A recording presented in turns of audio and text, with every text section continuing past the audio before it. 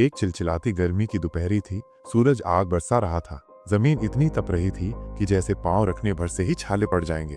दिल्ली के एक भीड़भाड़ वाले रेलवे स्टेशन के एक सूने कोने में, जहां शायद ही किसी की नजर जाती थी, फटे पुराने मैल से सने कपड़ों में एक 12 साल का दुबला पतला लड़का बैठा था। उसका नाम था अर्जुन। उसके पैरों में सिर्फ एक चप्पल थी, दूसरी न जाने कब से खो गई थी या शायद कभी थी ही नहीं। लेकिन हैरत की बात यह थी कि उसकी आंखों में न तो इस कमी का कोई मलाल था, न ही किसी अभाव की शिकायत। उनमें तो बस एक एक कदम में ख्वाब की चमक थी। अर्जुन की माँ इसी स्टेशन पर झाड़ू लगाने का काम करती थी। सुबह से शाम तक उसकी कमर झुक जाती थी। और बाप, वो तो एक धुंधली याद भर था जो कब का इस दुनिया से चला गया था, एक अनजाना सा खालीपन छोड़ गया था। माँ दिन भर स्टेशन की गंदगी साफ करती और अर्जुन वहीं बैठे बैठे लोगों के जूते पॉलिश करता। दिन भर की कमाई बस 10-20, कभी कभार 50 रुपए। ये पैसे घर चलाने में माँ की थोड़ी मदद कर देते थे। पर अर्जुन सिर्फ जूते ही नहीं चमकाता था, वो अपनी जिंदगी के सफर को भी चमका रहा था। जब वो किसी के जूते पॉलिश करता तो अक्सर एक मासूमियत से सवाल पूछता, साहब आप क्या काम करते हो? आपने इतना कुछ कैसे सीखा? वो हर जवाब को, हर शब्द को अपने दिल में उतार लेता, मानो वो उसके भविष्य की इमारत की ईंटें हों। उसकी आंखें ज्ञान की प्यासी थीं और वो हर यात्री से कुछ न कुछ बटोर लेना चाहता था। एक दिन एक सूट बूट पहने बड़े से साहब उसके पास रुके। उन्होंने अर्जुन की जिज्ञासा देखी और मुस्कुराते हुए पूछा, तू क्या बनना चाहता है बेटा?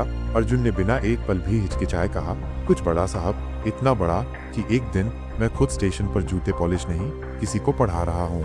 मैं अपनी माँ को इस झाड़ू कट्टे की दुनिया से आज़ादी दिला सकूं। साहब ने एक गहरी सांस ली। उनकी मुस्कान फीकी पड़ गई।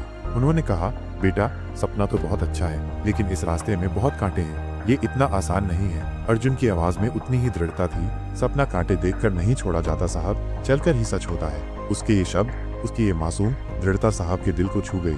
उसी रात माँ बहुत थकी हुई थी, उसके हाथ पांव दर्द से चूर थे। अर्जुन ने अपनी छोटी छोटी हथेलियों से उसके पांव दबाते हुए कहा, माँ एक दिन मैं तुझे इन झाड़ू कट्टे से आजादी दिला दूंगा, तू बस आराम करेगी। माँ मुस्कुराई, एक थकी हुई लेकिन ममता से भरी मुस्कान। उस मुस्कान में हजारों आशीर्वाद छिपे थे। उसके बेटे के लिए एक उज्जवल भविष्य की कामना थी। समय किसी के लिए नहीं रुकता, वो गुजरता गया। अर्जुन ने स्टेशन पर आने वाले लोगों से पुरानी किताबें मांगी। वो स्टेशन की धुंधली सी लाइट में बैठकर पढ़ता, अक्षर अक्षर को अपने भीतर उतारता। कभी कभी भूख से पेट में ऐंठन होती, कभी प्यास से गला सूख जाता, पर ज्ञान की प्यास सबसे बड़ी थी। रात को कभी सोते हुए चूहे पैर काट जाते, लेकिन उसके सपनों को, उसके हौसले को कोई नहीं काट सका। उसकी लगन, उसकी मेहनत हर मुश्किल से बड़ी थी। एक दिन स्टेशन पर चाय बेचने वाले रमेश काका ने, जो अर्जुन को बचपन से जानते थे, उससे स्नेह से पूछा, बेटा तू स्कूल क्यों नहीं जाता? तेरी उम्र तो स्कूल जाने की है। अर्जुन ने एक पल के लिए अपनी सुनी चप्पल की ओर देखा, फिर नजरें उठाकर कहा, स्कूल के लिए फीस चाहिए काका, और मेरी तो आधी चप्पल भी नहीं पूरी, पूरे जूते तो दूर की बात है। रमेश काका की आंखों में नमी आ गई। अगले ही दिन वो अर्जुन को पास के एक सरकारी स्कूल में ले गए। उन्होंने अपनी थोड़ी सी जमा पूंजी से उसका एडमिशन करवाया, उसे किताबें दिलवाईं और बोले, तू बस मेहनत कर बेटा, बाकी भगवान देखेगा। रमेश काका ने न सिर्फ अर्जुन को स्कूल भेजा, बल्कि समय समय पर उसकी फीस और किताबों में भी मदद करते रहे। अब अर्जुन की जिंदगी में एक नया अध्याय शुरू हुआ था। सुबह की शुरुआत स्कूल से होती और शाम स्टेशन पर जूते पॉलिश से। रात में माँ की गोद में सिर रखकर वो किताबों में डूबा रहता। माँ उसे देखते हुए मुस्कुराती, उसके सपनों को अपनी ममता की चादर से सींचती। वक्त परिंदे सा उड़ता गया। अर्जुन ने 10वीं पास की, फिर 12वीं। हर बार उसने स्कूल में टॉप किया। स्टेशन के लोग अब उसे प्यार से छोटा मास्टर जी कहने लगे थे। पर अर्जुन रुकने वालों में से नहीं था। उसने कॉलेज में एडमिशन लिया, ग्रेजुएशन किया और फिर सबसे कठिन प्रतियोगी परीक्षाओं यूपीएससी की तैयारी शुरू की। स्टेशन के उसी कोने में बैठकर जहां कभी वो लोगों के जूते चमकाया करता था, अब वो अपने सपनों की नींव बना रहा था, अपने भविष्य की बुलंद इमारत खड़ी कर रहा था। सालों की तपस्या, अथक परिश्रम और अटूट विश्वास आखिरकार रंग लाया। अर्जुन ने यूपीएससी की परीक्षा पास कर ली। एक दिन वही स्टेशन था, वही भीड़, लेकिन इस बार अर्जुन एक चमकती हुई ऑफिसर की वर्दी में ट्रेन से उतरा।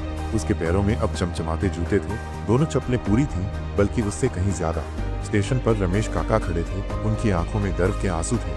अर्जुन ने झुककर उनके पांव छुए और उसकी आवाज भर्राई हुई थी, काका आज जो भी हूँ आपके भरोसे, आपकी निस्वार्थ मदद और मेरी माँ की ममता से हूँ। कुछ ही महीनों में अर्जुन ने स्टेशन के पास एक छोटा सा स्कूल खोला, उन बच्चों के लिए जो कभी उसकी तरह अधूरी चप्पल, अधूरी जिंदगी और अधूरे सपनों के साथ जी रहे थे।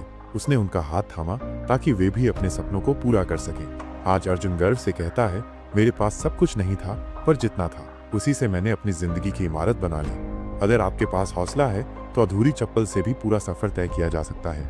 कहानी का संदेश, अगर हालात तुम्हारे नहीं हैं तो मेहनत से हालात बना लो। किसी दिन वही दुनिया जो तुम्हें जूते पॉलिश करता देखती थी, तुम्हारे कदमों के निशान पहचानने लगेगी, तुम्हारे सामने सिर झुकाने लगेगी।